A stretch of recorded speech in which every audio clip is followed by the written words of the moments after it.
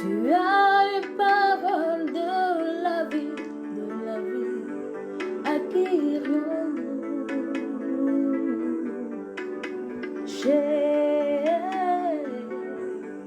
Jésus, tu as les paroles de la vie, acquérions-nous.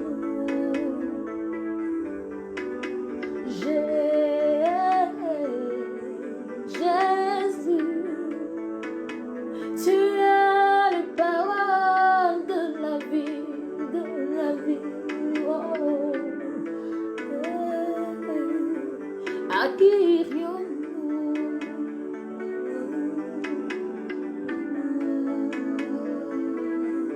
À qui irais-je sans toi, papa? Oh, à qui irions-nous si tu nous abandonnes, Yahweh? À qui irais-je si tu me délaisses, papa? Oh, à qui irions-nous dans ce moment si difficile? Jésus, nous avons besoin de toi, Yahweh. Ton peuple pleure, Yahweh, viens. Jésus, tes enfants crient à toi, ton peuple crie à toi, Jésus. Ton peuple crie à toi, Yahweh. Viens, viens, Seigneur. Viens, viens, Yahweh. Tu es le Dieu de l'impossible. Tu es le Dieu de l'impossible, papa. Tu es le Dieu qui donne la vie. Tu es le Dieu qui ressuscite. Oh, oh, oh, oh, oh.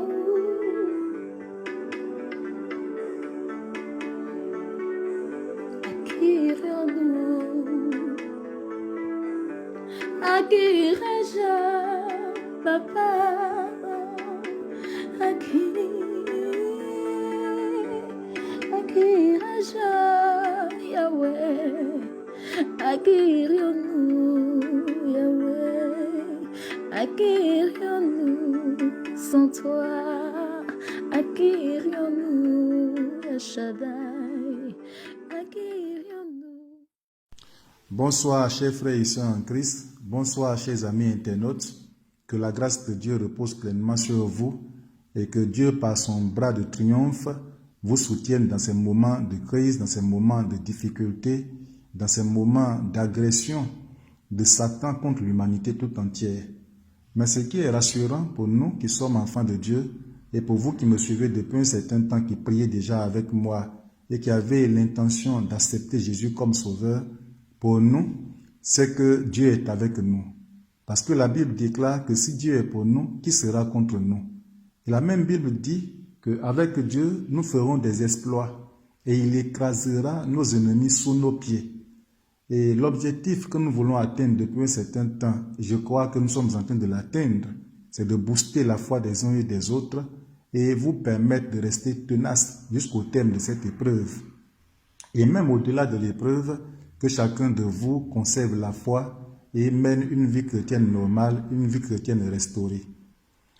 Ce soir, ce que j'ai à partager avec vous est un message très important. La parole de Dieu, comme je l'ai dit, elle est créatrice, elle est restauratrice, elle guérit, elle relève des vies. Et chaque fois, avant de prier, nous partagerons toujours la parole de Dieu. Alors, quel thème aujourd'hui? Le thème d'aujourd'hui est le suivant. Quel homme de Dieu, mais quelle femme de Dieu pour une victoire à la gloire de Dieu? Et à l'introduction, autant des plantes ou des grains sont sélectionnés pour une bonne production, autant l'humanité est en train de chercher des cerveaux, oui, des doués ou des surdoués pour atteindre ses objectifs dans le domaine technologique, le domaine économique, le domaine militaire, le domaine scientifique. Autant l'Éternel Dieu cherche également des hommes pour atteindre ses objectifs. et des personnes qui sont prêtes à relever des défis, des personnes prêtes pour combattre, des personnes prêtes à imposer le règne de Dieu à l'humanité, à imposer le règne de Dieu dans leur environnement. Dieu est en train de chercher des personnes de valeur. Ce qui m'amènera aujourd'hui à vous parler de notre ennemi principal. Parce que parler de victoire sous-entend en même temps révéler un combat qui est en train de se dérouler depuis des siècles. Parler de victoire nous amène également à parler d'opposition, à parler d'épreuves, à parler d'obstacles, à parler de guerre. Et l'ennemi principal que vous et moi nous avons depuis le commencement de la vie, de notre vie sur terre, c'est le diable. Et je voudrais tout à l'heure vous révéler un peu la nature de cet ennemi principal. Qui est donc notre ennemi? Je vous révélerai ensuite, après vous avoir révélé l'ennemi que nous avons, l'ennemi commun que nous avons, je vous révélerai ses activités à travers l'histoire, mais pas à travers toute l'histoire, mais principalement ses activités contre le peuple de Dieu au temps de Gédéon, qui était serviteur de Dieu en Israël. Et je vous révélerai à travers cette histoire de Gédéon et son peuple et le peuple de Dieu, je vous révélerai quelques qualifications que nous devons avoir pour remporter la victoire selon Dieu. Alors, qui est notre ennemi? Satan. Qui est-il concrètement? Dans le livre d'Ézéchiel, chapitre 28, versets 12 à 17, il y est écrit que Satan s'appelait au commencement Lucifer. Et Lucifer était un ange protecteur. On l'appelait le chérubin protecteur et il vivait au ciel. Donc, il était au départ l'une des belles créatures de l'Éternel. Et il est dit de lui que Lucifer mettait le sceau à la perfection. Donc, tout ce qui était parfait s'arrêtait à Lucifer. C'est-à-dire, il était un peu comme le cachet sur tout ce que Dieu avait créé qui était parfait. Parfait en beauté, parfait en adoration, parfait même dans sa tenue vestimentaire, parfait dans tout ce qu'il faisait. Lucifer marchait, comme la Bible dit, parmi les pierres étincelantes. Les habits qu'il portait étaient des habits précieux qui étaient ornés et qui avaient des pierres précieuses sur ses habits. Et la Bible dit que ces pierres précieuses étaient des sardoines, saphirs, quoi d'autre encore, émeraudes et tant d'autres pierres précieuses que Lucifer avait comme bien ou dans lesquelles il vivait. Lucifer avait le ministère d'adoration au ciel. Il chantait très bien. Il est également dit de lui que le jour où Dieu le créa avec tous les instruments de musique à sa portée. Lucifer était vraiment célèbre. Il était très sage, il était très intelligent, il était en quelque sorte le chef des anges au ciel. Et la Bible nous dit qu'à un moment donné, l'orgueil prit le cœur de Lucifer et son cœur s'éleva et il voulut prendre la place de Dieu. Et il voulut que la gloire de Dieu qui est attribuée, la gloire qui est attribuée à Dieu, lui soit attribuée à lui qui est une sainte créature. Alors, qu'est-ce qu'il va faire? Il va donc procéder à une campagne de déstabilisation au ciel. Il va réussir par la sagesse qu'il avait à corrompre une grande partie des anges qui étaient au service de l'Éternel Dieu. Et les anges vont le suivre et finalement une rébellion va se former au ciel. Et cette rébellion va se lever contre l'armée de l'Éternel et l'armée de Dieu va combattre. L'ange Michael va combattre sur l'ordre de l'Éternel. Et la Bible nous dit que dans ce combat au ciel, Lucifer fut vaincu et précipité sur la terre avec tous les anges qui l'ont suivi dans sa rébellion. Dans Apocalypse 12, verset 12, il y est dit, « Cieux et habitants des cieux, réjouissez-vous, mais malheur à la terre et à la mer, car le diable est descendu vers vous, animé d'une grande colère. » Et il est même dit qu'il sait qu'il lui reste très peu de temps. Alors Lucifer a été précipité sur la terre. Il est dit que dans sa précipitation, il est devenu le diable. Le diable veut dire opposant. Le diable veut dire rebelle. Satan veut dire opposant. Et dans l'histoire, Lucifer a porté beaucoup de noms, tels que Satan, tels que diable, tels que le dragon, tels que le léviathan. Il a plusieurs noms qu'il porte et ce ne sont même pas de bons noms. Et il a été précipité sur la terre. Alors, dans sa précipitation, je disais tantôt, il a établi son règne au deuxième ciel. Il a établi son royaume au deuxième ciel. Il a établi toute sa hiérarchie démoniaque au deuxième ciel. Il a envoyé également plusieurs de ses démons sur la terre, dans des forêts, dans des bois, dans des marigots. Il en a envoyé également dans des maisons. Et plusieurs sont descendus également dans la vie des êtres humains en train de les manipuler. Parce que ne pouvant plus retourner au ciel pour combattre Dieu, il combat Dieu toujours, mais indirectement, à travers les êtres humains qu'il est en train de déstabiliser. Donc, voici là un peu l'histoire de Lucifer qui est devenu Satan. Et Jésus disait en son temps que le diable ou Satan est venu sur terre dans le but d'égorger et détruire les créatures de Dieu. Effectivement, dans son parcours sur terre, il n'a fait que déstabiliser le monde. Dans sa vie sur terre, il ne fait que nuire véritablement à la vie des êtres humains. La mort précoce, les malédictions, les échecs, l'idolâtrie, la rébellion, les guerres, les maladies, les famines. Satan est à la base de tout ce qui se passe aujourd'hui. Et dans l'histoire du peuple d'Israël, il a également travaillé négativement plus d'une fois contre le peuple de Dieu. Dans le livre des Juges, le chapitre 7, verset 1 au verset 7, il y est dit que Gédéon était un homme de Dieu. Mais Gédéon est apparu à l'époque où Israël était beaucoup dominé par des peuples païens, principalement le peuple de Madian, donc par les Madianites. Et pendant 7 ans, ils ont martyrisé le peuple de Dieu. Pendant 7 ans, ils ont fatigué, ils ont affaibli le peuple de Dieu. Pendant 7 ans, ils ont affamé le peuple de Dieu. Pendant 7 ans, ils ont humilié le peuple de Dieu. Et Dieu, par sa grâce, va porter ses regards favorables à un moment donné sur le peuple d'Israël.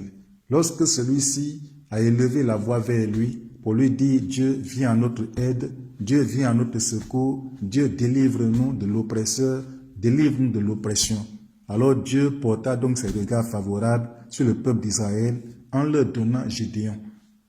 Et en multipliant également le peuple de Dieu et en formant une armée très puissante d'environ 32 000 personnes de pied, dont des hommes de guerre, des hommes qui étaient vraiment engagés à aller sur les champs de bataille pour combattre l'ennemi. Et Dieu a dit à Gédéon, le combat que vous allez mener est mon combat, parce que celui qui touche à l'un de mes oins a touché la prunelle de mon œil. Donc les peuples qui vous ont fatigués jusqu'aujourd'hui, en particulier Madian, Madian aura pour son compte. Je me lèverai contre Madian et je l'exterminerai. Mais le nombre de soldats que tu as est vraiment beaucoup élevé. Il faut donc procéder à une sélection. Dis à tous ceux qui sont craintifs de rentrer chez eux. Donc que les soldats craintifs, que les soldats peureux, que les soldats paresseux rentrent chez eux. Alors Gédéon leur a lancé donc l'appel pour leur dire, nous allons en combat, nous allons en guerre. Ce n'est pas un montage, ce n'est pas un jeu. Donc que tous ceux qui sont craintifs retournent auprès de leurs femmes et de leurs enfants. Et la Bible nous dit que 22 000 personnes, 22 000 soldats sont retournés tranquillement chez eux. Et il en est resté combien? 10 000 sur 32 000. Et Gédéon a encore écouté la voix de Dieu parce que Dieu a dit à Gédéon, les 10 000 soldats sont trop nombreux. S'ils parviennent à remporter la victoire, ils vont s'attribuer la gloire. Ils vont se taper la poitrine. Or, ce combat est mon combat. Je suis l'Éternel des armées. Alors procède encore à une seconde sélection. Emmène-les aux eaux et mets-les à l'épreuve. Tous ceux qui vont boire de l'eau en se tenant, en se courbant et laperont l'eau comme un chien qui est en train de laper l'eau, ceux-là seront les sélectionnés pour remporter la victoire sur Madian. Mais tous ceux qui vont se mettre à genoux ou bien se jeter à l'eau sont d'office disqualifiés. Alors Gédéon les conduisit donc aux eaux et arrivé là-bas, effectivement, la sélection a été faite par l'Éternel et la Bible nous dit que 300 personnes, 300 soldats sur les 10 000 ont été sélectionnés parce que ces 300 soldats ont lapé l'eau comme le chien lape l'eau. Donc sur les 10 000 autres personnes qui sont allées aux eaux, 300 personnes ont été sélectionnées et les 9 700 ont été disqualifiées. Donc sur les 32 000 personnes, il n'y a eu que 300 personnes qui ont été sélectionnées. Disons 0,93% qui a été vraiment pris comme sélectionnés par l'Éternel Dieu pour mener cette bataille. Nous allons retenir Trois qualifications essentielles pour notre victoire. Ce sont, dans un premier temps, la vraie conversion, le courage et la persévérance. Je le répète bien, la vraie conversion, le courage et la persévérance. Et le point 1, c'est la vraie conversion. Qu'est-ce que c'est la vraie conversion? Pour dire que nous ne pouvons pas remporter la victoire sans la vraie conversion. Je disais tantôt que le combat que nous menons est un combat de portée spirituelle. L'ennemi est à l'affût, on ne le voit pas. On ne connaît même pas qui il est concrètement. Les démons sont à l'affût, on ne les voit pas. On ne sait pas où ils habitent. Même quelquefois, lorsque nous prions, on ne sait pas précisément dans quelle position il est, ou bien quelle arme il a dans la main, ou bien quelles sont ses intentions contre nous. Il est à l'affût. Alors pour le vaincre, il nous faut être hautement spirituel. Donc il nous faut impérativement la vraie conversion. La vraie conversion ici, c'est le changement radical de vie. Et elle passe impérativement par la repentance. Et la repentance, c'est le fait de reconnaître ses péchés, le fait de les regretter et le fait de les abandonner après les avoir confessés. C'est ça la repentance. Et quiconque ne se repent pas ne peut pas glorifier Dieu. Quiconque ne se repent pas ne peut pas remporter la victoire. Parce que nous ne pouvons pas aller au combat les mains chargées, nous ne pouvons pas aller au combat le cœur chargé de péché, nous ne pouvons pas aller au combat l'esprit surchargé d'iniquité de souillure. Pour mener cette bataille et en revenir avec la victoire, il faut impérativement la vraie conversion. Je dirais ce soir que le plus grand problème de l'Église chrétienne de nos jours, ce ne sont même pas des méthodes ou des stratégies de travail. Je peux même dire que ce n'est pas trop même l'influence de la mondanité sur l'Église, mais c'est plutôt l'inconversion. C'est quelquefois même le comportement immature de certains hommes de Dieu et de certains chrétiens. Parce qu'en réalité, nous constatons que des gens ne sont pas vraiment convertis. Il y a un problème réel de conversion qui prévaut dans nos églises. Des réactions qui sont des réactions de violence, le manque de maîtrise de soi, les jalousies, les haines, les pratiques mystiques au sein de l'Église, des avortements, des adultères au sein de l'Église. Ce n'est pas en vain que l'apôtre Paul a dit dans 2 Corinthiens 5, verset 17, que si quelqu'un est en Christ, il est devenu une nouvelle créature. Les choses anciennes sont passées et voici toutes choses sont devenues nouvelles. Donc lorsqu'on devient chrétien, il doit avoir en nous un changement radical de vie. Il doit avoir en nous un changement de comportement. Il doit avoir en nous un changement de mentalité, de moralité. Notre vie doit glorifier l'Éternel Dieu qui nous a appelés à lui. Vous allez voir dans l'histoire biblique, dans le livre des Actes des Apôtres, chapitre 19, verset 14, une réalité qui a prévalu au temps de l'apôtre Paul. Paul était serviteur de Dieu. Paul était converti. Il a osé même dire « Soyez mes imitateurs comme je le suis moi-même de Christ ». Pour dire que Paul était converti, il vivait pleinement la vie de Christ. Il était vraiment transformé et il vivait pleinement la gloire de Dieu. Alors Paul, à cause de sa conversion et de la dimension de son ministère, Dieu l'utilisait beaucoup. Aucun démon ne lui résistait. Il avait pratiquement tous les dons spirituels. Je peux même dire qu'il incarnait en même temps tous les ministères. Et Dieu travaillait extraordinairement à travers Paul. Mais dans le livre des Actes des Apôtres, chapitre 19, verset 14, il y avait là des fils d'un pasteur, des fils d'un homme de Dieu, d'un sacrificateur qui s'appelait Sheva. Il avait 7 fils.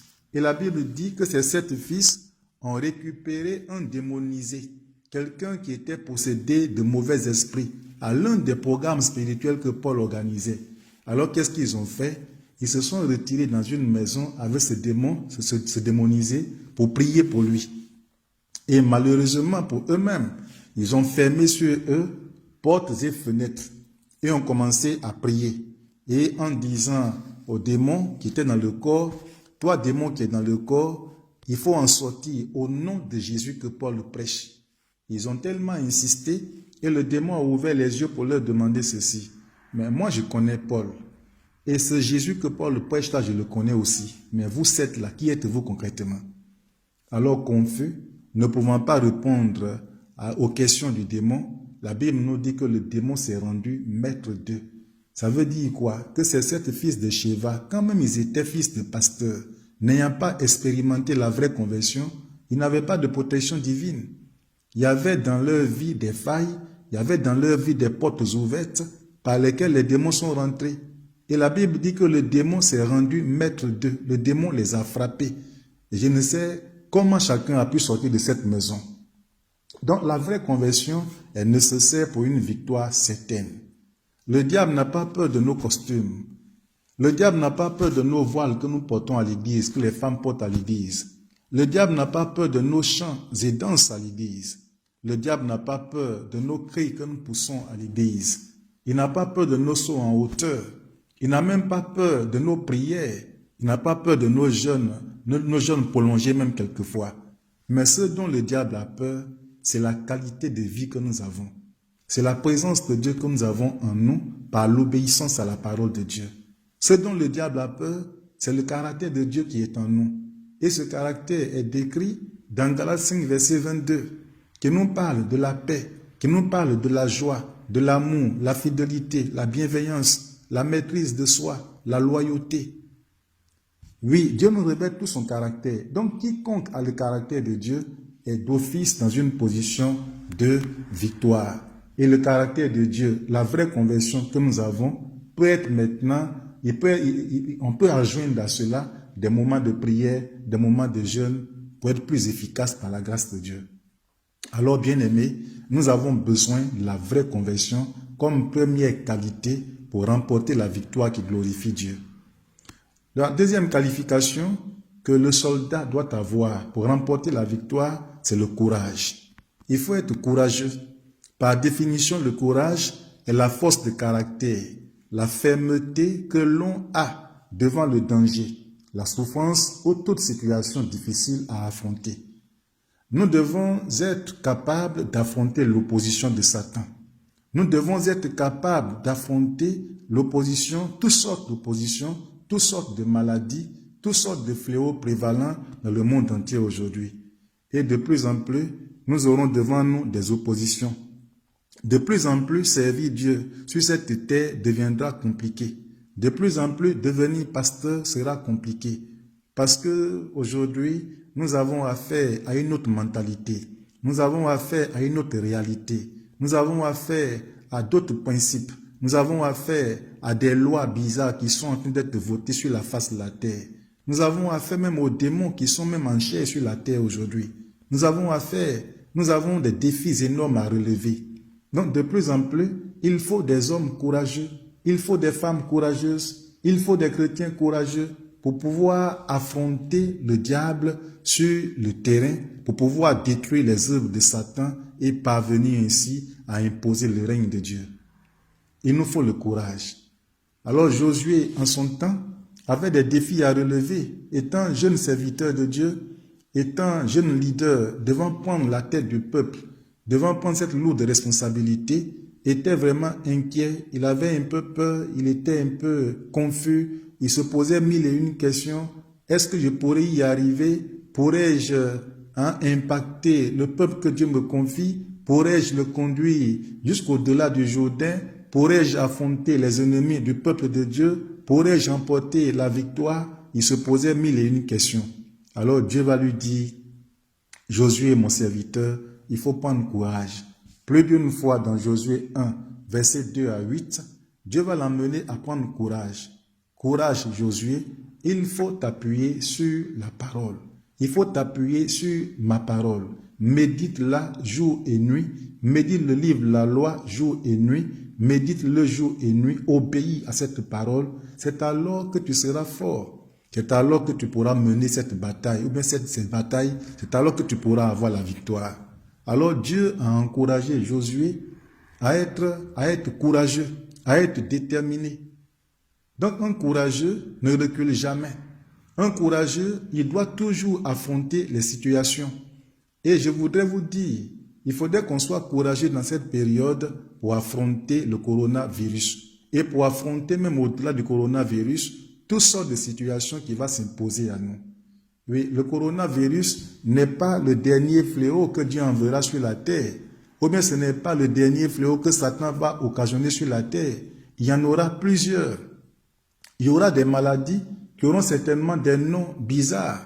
Il y aura également des guerres que le monde connaîtra. Il y aura des attaques dangereuses que le monde va connaître. Mais il faut être courageux pour les affronter. Alors affrontons de plus en plus cette maladie et les armes que Dieu nous donne. Et l'arme principale que nous avons, vous et moi, c'est la prière. Il faudrait qu'on ait la prière comme appui. Il faudrait qu'on ait Dieu comme appui. Il faudrait que de plus en plus on soit déterminé dans nos prières pour remporter la victoire. Voyez, l'humanité a pratiquement le dos au mur. Les réalités qui sont là, pour vous et moi qui vivons en Europe, nous en sommes conscients. Nous ne pouvons pas nous déplacer en tant que tels. La vie est devenue très compliquée présentement. Nous sommes confinés. Mais étant confinés, nous pouvons toujours mener ce combat. Étant confinés, nous pouvons toujours mener cette bataille et remporter la victoire. Et ayant, ou bien vivant dans cette réalité, il ne faudrait pas qu'on baisse les bras.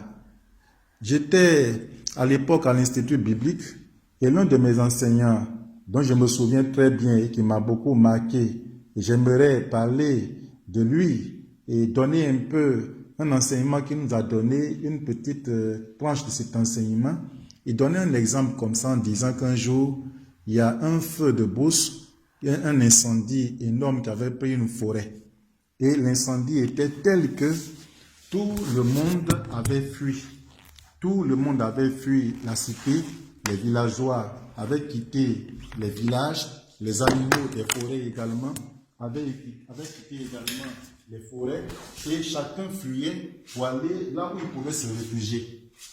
Et il y a un rat qui avait réussi également à sortir de son terrier. Et le rat courait et il partait, il s'en allait et il s'est jeté dans un fleuve. Traversant le fleuve, nageant donc dans le fleuve, le rat s'aperçoit que devant lui, il y avait un gros serpent. Un serpent qui approchait et qui voulait l'avaler. Le rat a regardé le serpent, il regarde encore derrière lui, il se rend compte que derrière lui, il y a l'incendie. Il ne peut pas faire demi-tour, il ne peut pas rebousser chemin. Or, s'il fait un effort pour affronter le serpent qui est sur l'eau, il va certainement accéder à l'autre bord et avoir la vie sauve. Alors, qu'est-ce qu'il va faire? Il va donc prendre la résolution et prendre le courage, se déterminer à foncer sur le serpent. Alors, il a fermé les yeux et il a commencé à nager en direction de ce gros serpent. Et l'histoire que l'homme de Dieu nous a racontée, il disait que lorsque le rat a commencé à foncer sur le serpent lui-même s'est arrêté et il a dit, mais depuis que j'attrape les rats, je n'ai jamais vu un rat qui a osé un jour m'affronter. Ce rat qui vient contre moi n'est pas un rat simple. C'est pas un rat simple. Alors le serpent, ayant eu peur, a donné dos au rat et lui-même il s'est enfui. Et le rat a pu traverser tranquillement l'eau, il a pu avoir la vie sauve. Bien-aimé, face à la situation qui prévaut, le monde a le dos au mur et ne sait à quel sein se vouer. Mais nous, au moins, nous savons que si nous parvenons à traverser l'eau, la vie au-delà de cette eau-là est une vie meilleure, est une vie agréable, est une vie stable, est une vie équilibrée. C'est pourquoi prenons notre courage en main et prenons Dieu comme appui. Prenons notre courage en main et restons déterminés dans la prière et la victoire sera possible. Donc un courageux affronte les situations. Un courageux ne recule jamais. Un courageux ne faiblit jamais. Un courageux est toujours déterminé. Et il est toujours prêt à foncer. Il est toujours prêt à avancer. Quand même quelquefois il y a des murs devant lui, dans son esprit il ne voit pas de murs. Quand même souvent il y a des montagnes devant lui il ne voit pas de montagnes. Mais il avance et il remporte la victoire par la grâce de Dieu. Le dernier élément, c'est la persévérance. La persévérance ici, c'est la qualité ou l'action de quelqu'un qui persévère. C'est la constance, c'est la ténacité. Persévérer ici vient du mot latin perseverare, qui signifie persister, demeurer ferme et constant dans la décision. Notons qu'après l'échec, la persévérance nous pousse à recommencer. Je dis bien, nous devons noter qu'après l'échec, la persévérance doit nous pousser à recommencer. Et si le courage nous donne le désir de commencer, La persévérance nous donne le désir de continuer. Je dis bien, et si le courage nous donne le désir de commencer, la persévérance nous donne le désir de continuer. Bien-aimés, continuons le combat. Ne baissons pas les bras, persistons, demeurons fermes, demeurons tenaces dans notre décision. Il y a des éléments, des décisions que nous avons prises relativement au combat qui prévaut. La décision de prier, la décision de jeûner. Et nous sommes en train de bouleverser le système démoniaque présentement par nos prières. Le réveil qui prévaut parmi nous aujourd'hui, nous n'avons jamais expérimenté à l'église de Paris. C'est un grand réveil qui nous amène aujourd'hui à prier. De 19 groupes de prière, nous sommes aujourd'hui à 20 groupes de prière et qui prient jour et nuit. Non seulement par rapport à la situation qui prévaut, par rapport à la crise, mais aussi pour divers autres sujets de prière. Et il y a des gens qui sont de nous appeler même d'ailleurs pour s'adjoindre dans nos groupes de prière pour intercéder avec nous. Pour dire que le réveil souhaité est déjà au milieu de nous. La grâce de Dieu souhaitée, elle est déjà présente parmi nous. Mais faut-il arrêter à un moment donné? Faudra-t-il arrêter à un moment donné? Je dis non, il faut persévérer jusqu'à la fin. Il faut persévérer jusqu'au bout, même après notre victoire sur le coronavirus. Il faudrait que nous persévérions toujours dans ce combat. Le coronavirus n'est pas le dernier fléau que l'humanité va connaître. Il en aura d'autres. Le coronavirus n'est pas la dernière attaque que Satan va perpétrer contre l'humanité, contre l'Église. Et comprenons dans cette histoire, l'Église est l'une des cibles de Satan. Parce qu'aujourd'hui, ils veulent fermer les églises. Le diable veut faire taire la voix de l'Église. Le diable veut faire taire la voix des pasteurs. Le diable veut fermer les églises pour ne même pas qu'il y ait des rassemblements. Au-delà du coronavirus, il peut même avoir encore d'autres programmes, d'autres projets négatifs dans le but de déstabiliser l'Église. Et si la situation perdurait par exemple, quelle serait la position de l'Église? Faudrait-elle baisser les bras? Je crois que non. C'est pourquoi l'Église est appelée à persévérer dans la prière, à persévérer dans la prière, à demander toujours à Dieu sa faveur, à demander la clémence de Dieu, à demander le soutien de Dieu, à demander la victoire. L'Église doit plus se liguer contre les forces du mal et détruire les œuvres de Satan par la prière. Et vous savez, vous tous, que le nom de Jésus que nous portons, que nous proclamons chaque jour, est un nom puissant qui déstabilise les œuvres de Satan, qui détruit les œuvres du diable. Et la Bible dit que Jésus-Christ est apparu pour détruire les œuvres des ténèbres. C'est pourquoi nous devons persévérer dans la prière. Nous devons persévérer dans ce combat. Et par rapport à la persévérance, dans le livre de Luc, chapitre 18, verset 1 à 8, nous y trouvons une femme. Et cette femme, elle était une femme veuve. Et elle demandait toujours au juge de sa localité de lui rendre justice. Et chaque fois qu'elle partait vers ce juge, il est même dit que ce juge était un juge inique. Il n'avait pas une bonne vie. C'était un juge désordonné, un juge injuste. Donc il ne voulait pas rendre justice à cette femme, à cette veuve. Mais elle persistait. Elle allait toujours le voir. Alors un jour, il s'est assis et il a dit, mais c'est vrai, moi-même là, je suis un mauvais juge. Ma vie n'est pas bonne, je suis injuste. Mais à cause de ce que cette femme m'importune, matin, midi et soir, elle est à ma porte, je vais lui rendre la justice qu'elle veut pour que je sois finalement en paix, que je dorme tranquillement. Alors, il rendait justice à cette femme et il peut retrouver lui-même là la paix. Pour dire que si nous insistons auprès de notre Dieu, Dieu va nous répondre. Si nous persévérons dans la prière, Dieu va agir positivement envers nous. Si nous restons fidèles à Dieu, nous restons attachés à Dieu et que nous persistons dans la prière, nous continuons à crier à Dieu. Seigneur, même si l'humanité a péché contre toi, que tu es en train de le sanctionner à cause de ses péchés, Dieu, à cause de nous qui sommes tes enfants, il faut nous écouter. N'oubliez pas, bien-aimés, que notre paix dépend de la paix de la nation dans laquelle nous vivons. Tant que l'Europe ne sera pas libérée, nous ne serons pas libérés nous-mêmes. Tant que l'Europe ne sera pas en paix, guérie de ses plaies, nous ne serons pas guéris nous-mêmes. Nous ne pourrons pas sortir, nous ne pourrons rien faire. Nous resterons confinés. Donc notre paix, notre libération, notre restauration physique même dépend de la libération de ce peuple. C'est pourquoi nous devons persévérer, nous devons persister auprès de Dieu et je suis convaincu que Dieu nous écoutera. Alors la persévérance est un élément capital pour chacun de nous, pour que nous puissions remporter la victoire.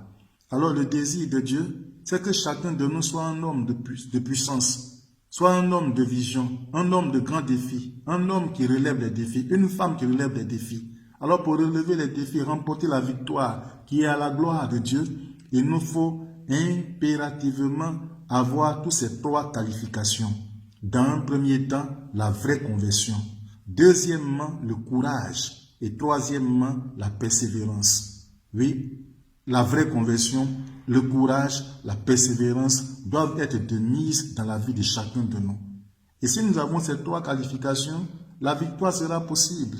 Aucun démon ne va nous résister. Aucune situation ne va nous résister. La crainte va s'éloigner de nous. La peur va s'éloigner de nous. La trouille va s'éloigner de nous. Et nous serons plus équilibrés pour nous permettre d'avancer et demeurer dans cette victoire. Alors, la conclusion à donner, je ne serai pas long dans la conclusion. Pour des hommes que Dieu aura choisi, il accomplira sur eux sa parole, ainsi la victoire sera totale. Le Seigneur se reconnaîtra en eux, et ainsi ils seront sa bouche. Je dis bien, le Seigneur se reconnaîtra en eux, et ainsi ils seront sa bouche. Et je dis, restons debout, le combat continue. Restons debout, le combat continue. Et tu es celui ou celle que certainement le Seigneur a choisi. Et Dieu a prononcé sa parole sur toi. Dieu a mis son onction sur toi. Et je disais tantôt que le Seigneur se reconnaîtra en ces personnes-là. Je voudrais que le Seigneur se reconnaisse en vous. Il faudrait que chacun ait le caractère de Dieu, soit vraiment converti et soit courageux, soit persévérant. Que le Seigneur se reconnaisse en vous. C'est alors que la victoire sera possible. Alors restons debout, le combat continue, le combat n'est pas encore terminé. Ne baissez pas les bras, que le Seigneur vous fortifie, que le Seigneur vous bénisse davantage.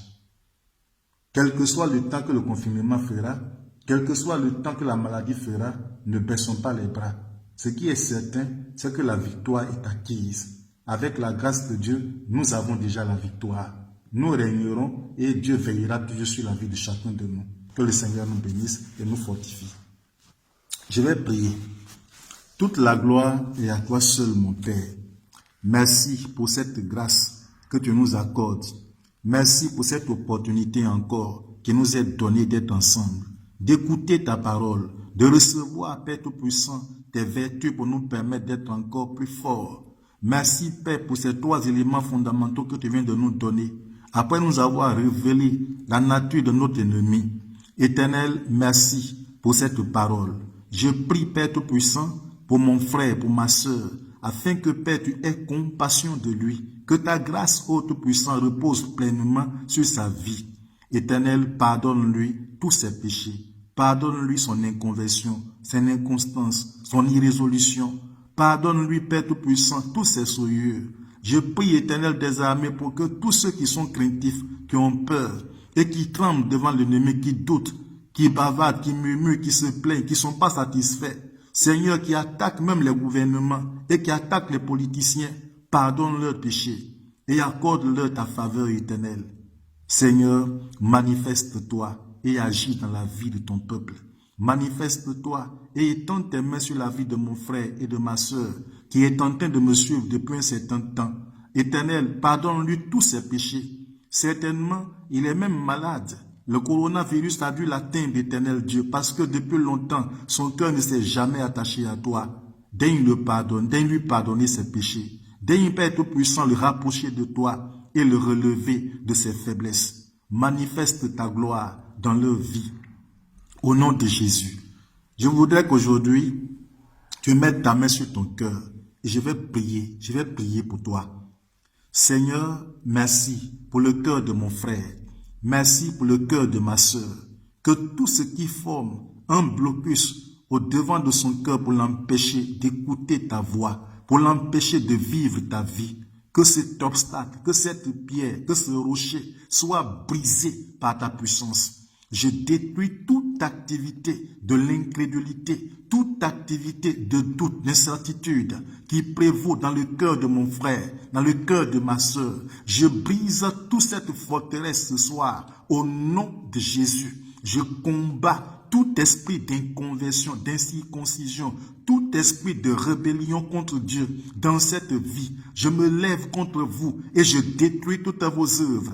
Car il est écrit dans la parole de Dieu que je voyais Satan tomber du ciel comme un éclair. Satan, tu es tombé. Démon, tu es tombé. Que tout esprit de peur, que tout esprit de crainte, que tout esprit de découragement, que toute légèreté dans la vie de mes frères et de mes sœurs soit ôtée de leur vie au nom de Jésus. Je combats toute mort spirituelle, je combats tout relâchement spirituel, je combats tout esprit méchant, le péché qui est en train de pousser des racines dans leur cœur pour les éloigner de Dieu. Je détruis le pouvoir du péché à l'instant même, au nom de Jésus. Que toute activité lugubre, les ténèbres qui envahissent ces vies, le coronavirus qui avait des signes dans la vie de plusieurs, quel que soit l'impact que vous avez commencé à avoir sur des familles, je vous ordonne de vous en aller. Je détruis vos œuvres, je détruis votre impact sur leur vie au nom de Jésus-Christ. Que au-delà du coronavirus, que toute maladie ou que toute mort spirituelle qui sont en train de détruire la vie du peuple de Dieu, que ces morts, que cette mort, que ces esprits soient neutralisés et confus totalement au nom de Jésus-Christ. Seigneur, ils ont besoin de toi, ils ont besoin de ta grâce, ils ont besoin de ton assistance quotidienne éternelle. Répands ta grâce et ta gloire sur leur vie. Je voudrais qu'on lève les mains vers Dieu. Seigneur, les mains qui sont levées vers toi, qui se lèvent vers toi sont des mains qui proviennent, Père Tout-Puissant, de toi. C'est leur cœur qui te présente. Alors manifeste-toi dans leur cœur et donne-leur, Père Tout-Puissant, toutes ces qualifications pour leur permettre eux-mêmes de se prendre en charge sur le plan spirituel et de mener ce combat, oui, ce combat de la foi, ce combat qui leur donnera la victoire. Remplis-les de ton esprit, remplis-les de ton caractère, remplis-les, Père Tout-Puissant, de courage, remplis-les de persévérance, de foi. Père Tout-Puissant, rends leur foi inébranlable, que la vraie conversion soit leur partage, que le changement radical de vie, l'abandon des vices, l'abandon des péchés soit leur partage. Il faut créer, il faut semer en eux le dégoût du péché, le dégoût du désordre, et que, Père, leur foi grandisse au nom de Jésus. Seigneur, manifeste-toi et mets autour de tes enfants une triple muraille de feu. Seigneur, que les portes d'entrée à l'adversaire soient fermées et que, Père Tout-Puissant, les brèches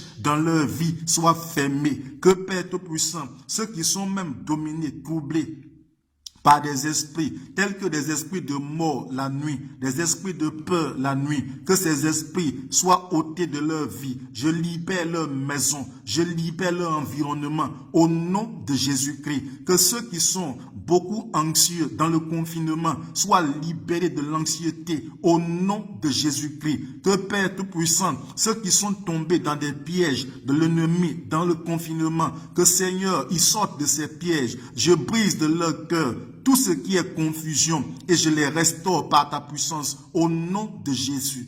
Dieu Tout-Puissant, que toute la gloire te revienne, que l'honneur et l'élévation te reviennent à toi seul. Merci pour ton peuple que tu soutiens, que tu aides, que tu relèves, que tu élèves davantage par ta grâce. Seigneur, accompagne-les et assiste-les en toutes choses au nom de Jésus. Amen. Que la grâce de Dieu repose pleinement sur vous. Nous sommes ensemble et nous serons toujours ensemble par la grâce de Dieu. Le rendez-vous, c'est pour le vendredi à 19h. Donc le vendredi, nous serons encore ensemble pour une autre méditation et une séance de prière. Que le Seigneur vous soutienne davantage. Votre serviteur, l'apôtre Sanko. Dieu nous bénisse.